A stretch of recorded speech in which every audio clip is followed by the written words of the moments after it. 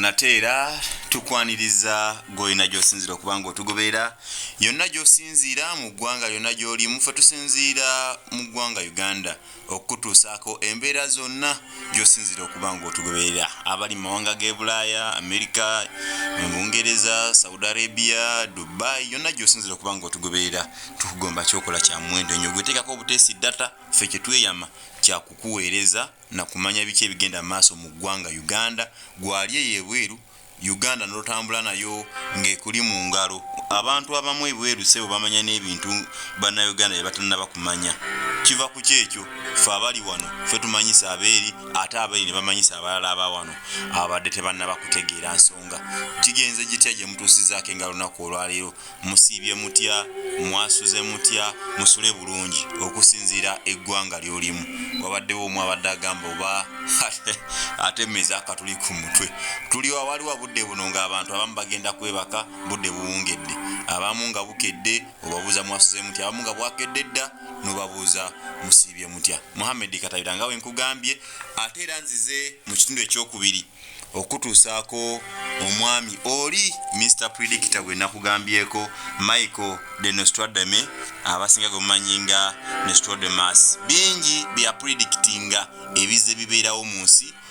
mu programu gye nakoze omulundi oguwedde nakunokoleddeyo ku bimu ebitonotono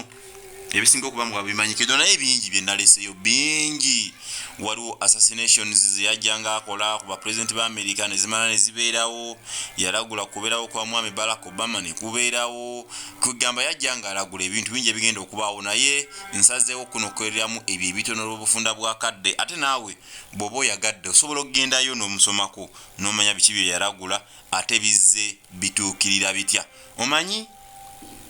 olulimi lwe yakozesanga ng'alagula ebiseera ebyo kati ba philosophers oba abakugu aba abawandiisi b'ebitabo ennaku zino bajja ne babikolamu version ne bagamba waba yayogera bwe kiti kitegeeza kino kitegeeza kino bw'aba yayogera kino kitegeeza kino ate ng'ebyaddala ogenda okigoberera nga kyekyo era ne kimala ne kibeerawo mu biseera bye bimu ebyo kati ndowooza katutandike n'omwaka 2022 eri yonna nga tuvuddeyo kati olwaleero njagala tutandikire ku kinyusi sagala kwetooloola njagala tutuuke 2024 omwami ono Nostradamus biki bye yalagula ebigenda okubeeramu naye katutandike ne 2022 nzije nga nkuwumbawumba nkutuuse mu 2024 nga tisikuguddeeko bubi kansooke n'okufa kw'omukyala Queen Elizabeth owookubiri Queen Mother wangambe Queen Mother Queen wa Bungereza mukulembeze w'ennono w'eggwanga lya Bungereza ono yamulagulako biki yagamba bw'ati nti mu mwaka gwa 2022 tebereza akatabo yakawandiika mu mwaka gwa 1555 abamu abakatwegattako abawuliriza programu eno yokka nga gye nakoze omulundi oguyise tebagiwulidde tuli okulaba biki ebyalagulibwa omwami ayitibwa Michael de Nostradamus abasinga gwe bamanyi nga Nostradamus biki bye yalagula era ng'omwami ono yali mu Falansa yazaalibwa mu mwaka gwa 1953 mu mwezi ogwa Desemba n'afa mu mwaka gwa 1566 era nga akatabo ke tuliko mwe yateeka ebiteeberezo bye bakayita les prophéties si ngamba prophéties TIES si prophets nti abanja prophéties ke kataba ako sologya n'okanoonyako n'olabanga ensonga z'enkugambako naawe nosobola okuzerabirako naawe n'obyesomerako manya abafirika oba baddugavu kigambo kusoma twakikyawa naye tubadde ku Queen Elizabeth enfaaye ne omwami ono Nostradamus engeri gye yakulagulamu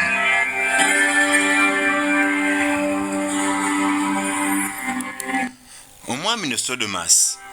yagamba nti mu mwaka gwa 2022 omukulembeze ow'ennono ow'eggwanga lya Bungereza alibeerako aliba mukyala era aliba ye Queen Elizabeth teyayogera oba okumeka naye nagamba mu 2022 alifa. Yagamba omukulembeze alibeerako ebiseera ebyo Queen Elizabeth alifa mu mwaka gwa 2022 okusinziira ye bye yalinga ayolesebwa. Nagamba ono alifiira ku myaka 96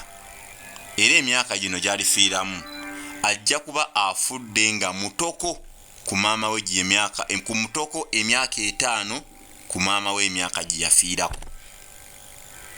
Maama wa Queen Elizabeth ono gwe twogerako omukyala ye yali Elizabeth Angela Margarita, yinsobola okugamba Magwerite naye mu Luganda ndoza kandize mu Luganda Margarita. Ono yali widow oba namwandu wa King George, yali taata wa Queen Elizabeth. Ono Queen Elizabeth omukyala Elizabeth Angelina Elizabeth Angela Margarita yafa ina emyaka 11 era yafa mu mwaka gwa 2022. N'alagula nti ono Queen Elizabeth ajja kufa nga mutoko emyaka 5 kujja Queen Mother we. Kitegeeza nakyo yakiragula nti ne Elizabeth wabanga yabigoberera yamanya nti mama wange waba yafa nga ina emyaka 11 ono nga yagamba nti nja kufa ndi mutoko emyaka 5. Kitegeeza yali alina kufiira ku myaka 99 nga bwe yalagula. Ono yafiira mu lubiri lwe olwali mu ggwanga lya Scotland tobayita Balmoral. Queen Elizabeth ebine besibiddamu kubyogerako naye nga yamulagula nti omwaka ogwo gwagenda okufa 2022. Tuyingire mu 2023 yalagula kye kigenda okubeerawo. Omwami ono yalagula nti mu mwaka gwa 2023 wagenda kubeerawo olutalo lw'omwange mu Bulaaya oba mu Europe naye nga lugenda okulungula emyezi egisoba mu 7. Lugenda kuba wakati w'amawanga 2 wabula bajja kufunayo amawanga amalala agabegattako olutalo lunyenyintire. Abantu mu ggwanga erimu balisaanyizibwawo, ebizimbe n'ebibuga mu ggwanga eryo birisaanyizibwawo. Abantu balidduka mu ggwanga eryo nga banoonya obubuddamu. 2023 kyekibadde mu Europe buli omu abadde amanyi olutalo lubadde wakati wa Russia ne Ukraine. Lufiiriddemu abantu bangi, ebintu bingi byonooneddwa, bantu bangi badduse mu ggwanga lya Ukraine okufuna obubuddamu mu mawanga ageetooloddewo. Naye nga bino byalagulwa mu mwaka gwa 1555 ng'akadde kano akatabo kakyaliwo genda kunnyonnyodde obulungi ennyo ne tayito yako n'enjukuwa kanjikuddire bakayita Les Prophéties. Bw'oba oyagala ogenda n'okasomako n'olaba nga byonna wenzize mbikuwa nga bwe bize bibaawo. Obutakulwisa katuyingire mu mwaka gwa 2024 biki ebyalagulwa ebigenda okubeerawo.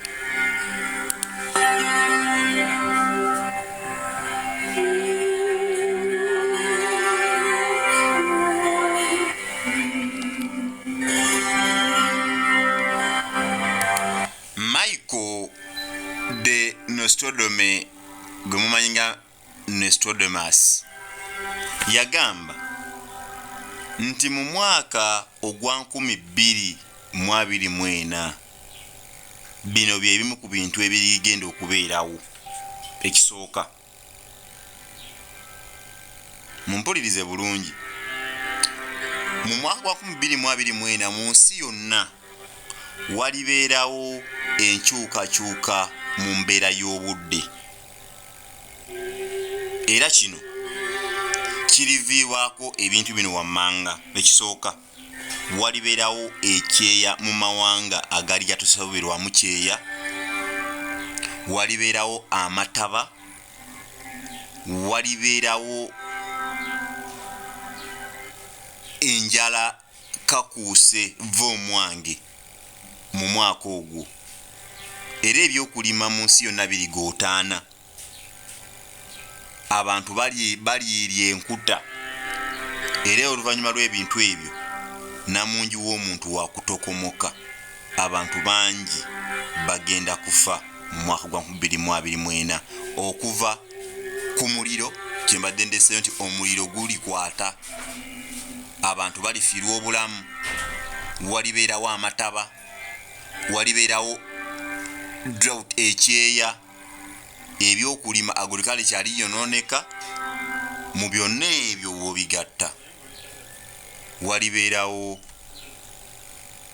enjala ani amuwadde akatebe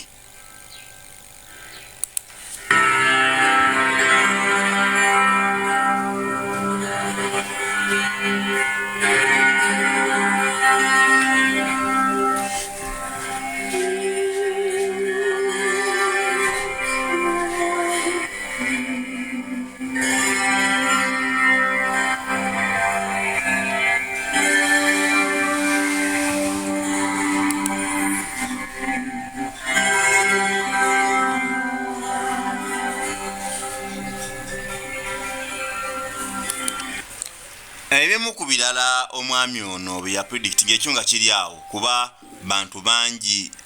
ba philosophers abawandiisi b'ebitabo abajja ba interpreting oba abantu abavunula mu ngeri bo gye balabamu ebintu bavuddeyo ne bagamba nti okusinziira ku bibadde biri mu katabo kano nga byavaayo ne biragulibwa nti bijja kubaawo ne bibaawo ne bino tubisuubire enjala ani amuwadde akatebe mu nsi yonna amataba galituukawo mu mawanga agamu mu nsi muno walibeerawo ekyeya mu mawanga gatatasuubirwa nti galibaamu ekyeya enjala kakuusa eribalukawo okufa kulibalukawo abantu balisifuirwa obulamu bwabwe mu kirindi tugende mu kirala kino ngenda sooka nkisome mu Lunyaanyimbe nga bwe yakyogera then nkikuvunulire nkikutere ne mu ngeri abantu ba philosophers gye bakivunulamu na nkigenda kubeera kitya applicable oba kigenda kutuukirira ki yagamba bw'ati red adversary will become pale with fear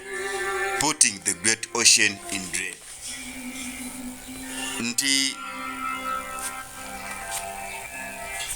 kibayogerako nti red adversary abakugu muku interpreting ebintu bino bagamba adversary kyali ayogerako nti ye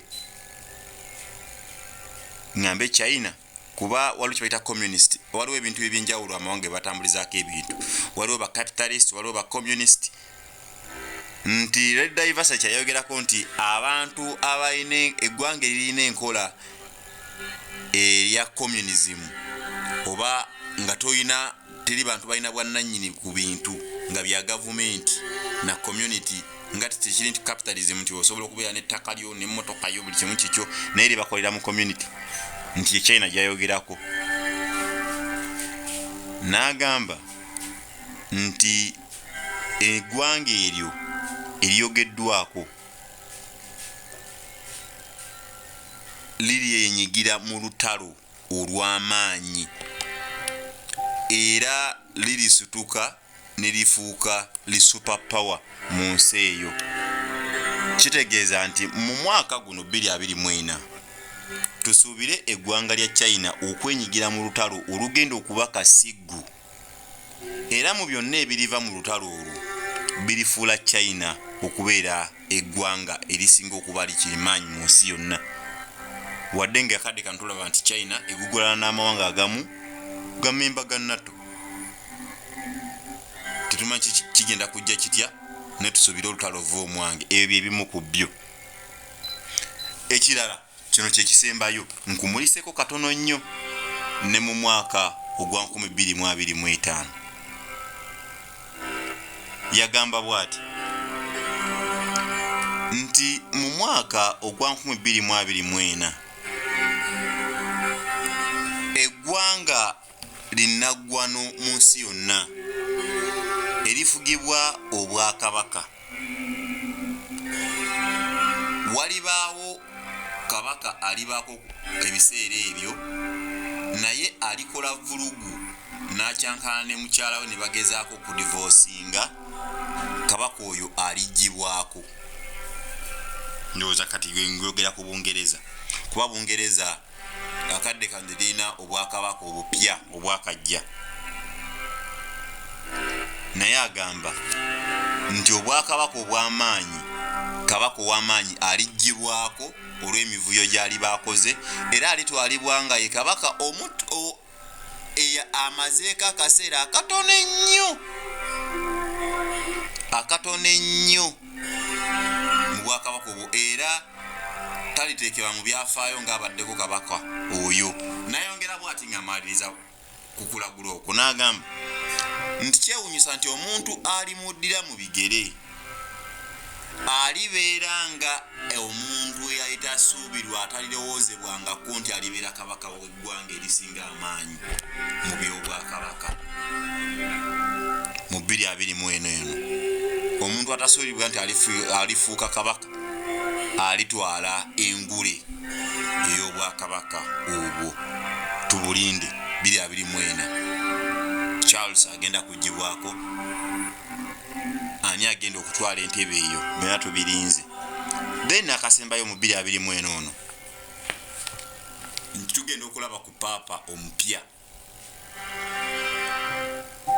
nti papa aliko alifa, ne tulaba papa omupya ajja.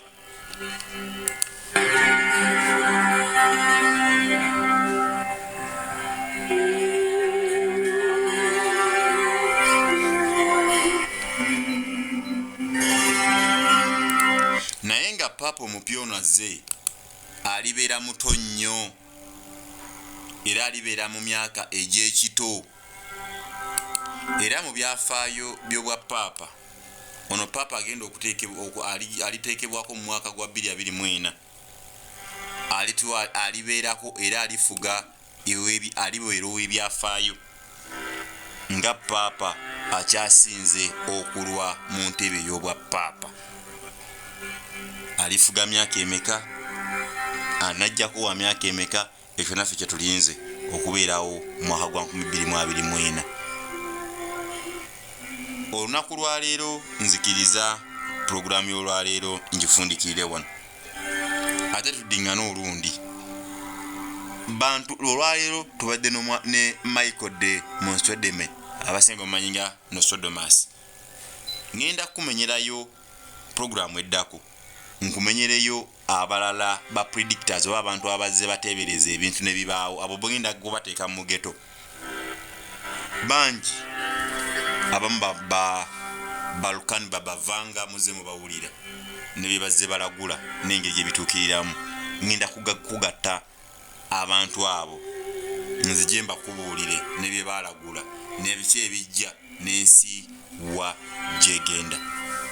Mwebale kutugoberera yonna gye musinzira okuba nga mutugoberera. Eno ye Lubalusewa TV yajja okumanyisa ensonga nga bwe zitambula mu ggwanga. Mubale tugoberera, musubscribinge, mulikinge, ate ensonga zisobole okuba nga zitambula bulungi. Nze Muhammad Katabira atakumira mpeerako nkumire osibe bulungi weraba.